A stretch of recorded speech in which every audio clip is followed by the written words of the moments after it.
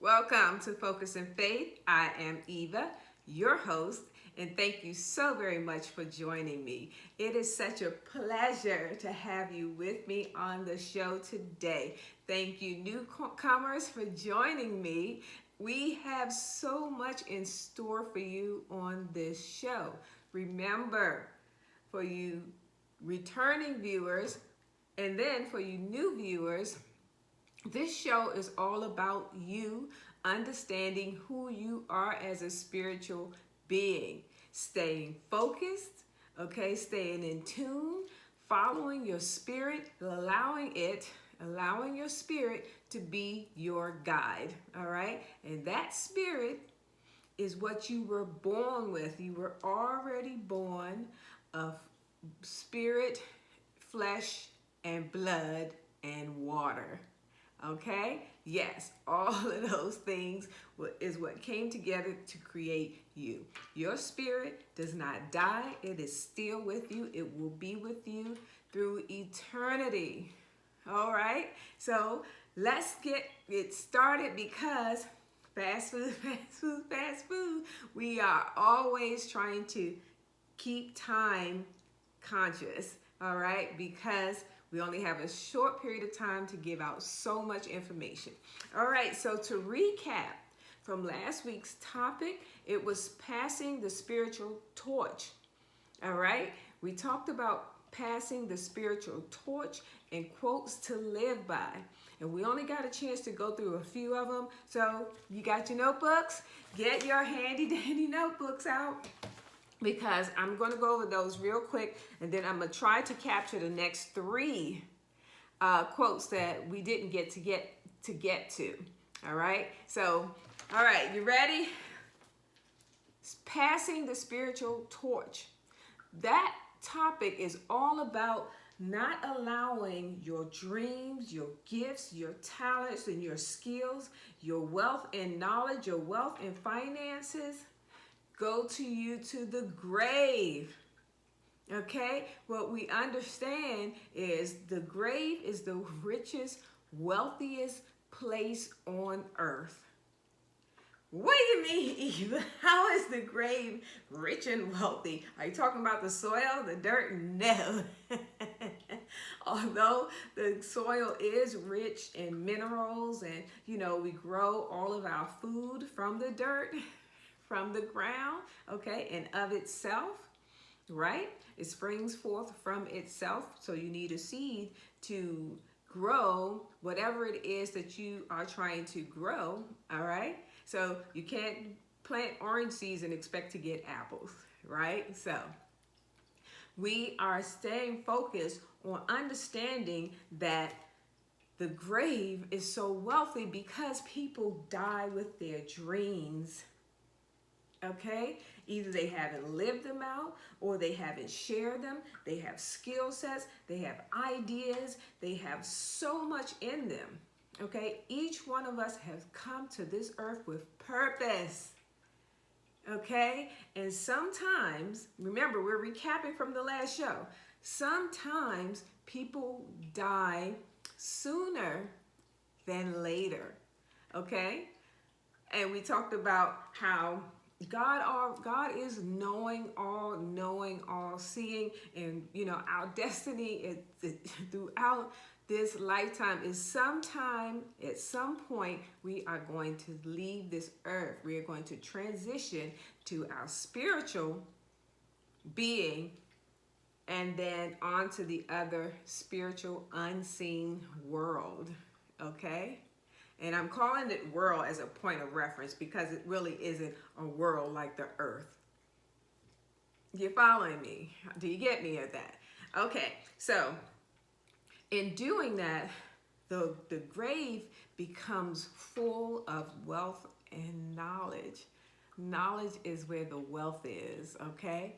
So all of these great ideas, all of the things that we have today, including the table and this chair that I'm sitting in, the pictures on the wall, okay, the artifacts behind me, the books, everything sprung up from an idea from someone.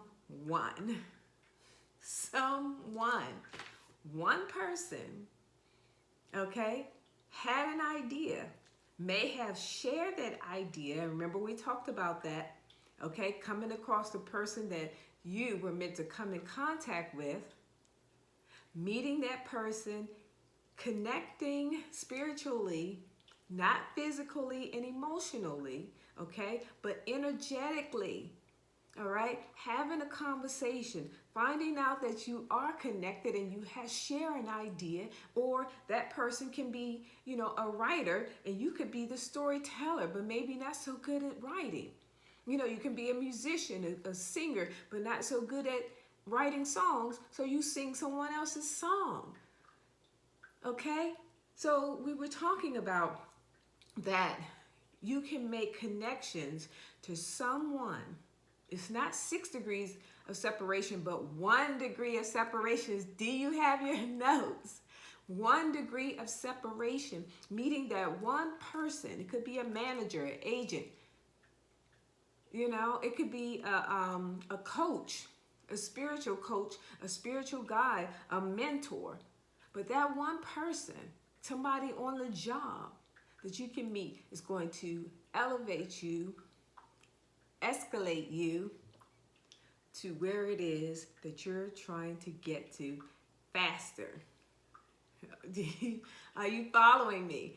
So don't die with your gifts, your ideas, and your dreams still in your spirit. Because the caveat to that is you're going to come back here. What do you mean, Eva? How am I going to come back here? This body is going to dissolve and go back to the dirt. That's what the Bible says. Well, yes, it does. But your spirit doesn't die. Okay?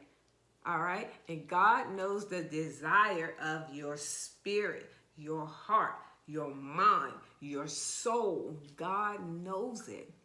All right? And if you don't complete it in this lifetime, your spirit will yearn to fulfill whatever God has sent you here to fulfill. Are you following me? So what we're saying is that spiritual torch, that thing that you have in you, share it. Pass it on.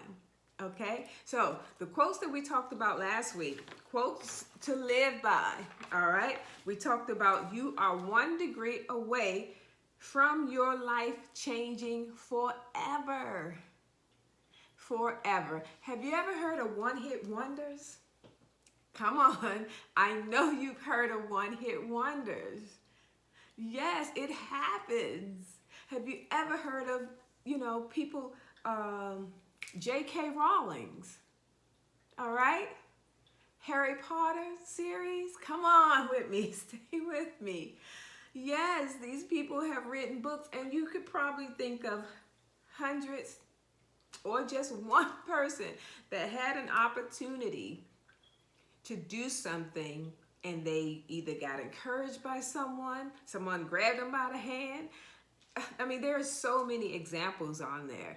Of something like that are out here. I was watching the American Idol retakes, and this one young lady, almost like a Fantasia story, but she went on her own in her early 20s. She went to the audition and she missed the time frame. So she just sat out there. She sat out front of that building from 8 o'clock until closing. Ryan Seacrest, the host of the show, saw her, went out there and talked to her and took her in through the back door. That, my friends, is 1 degree of separation. Because when she auditioned, she sang like a hummingbird.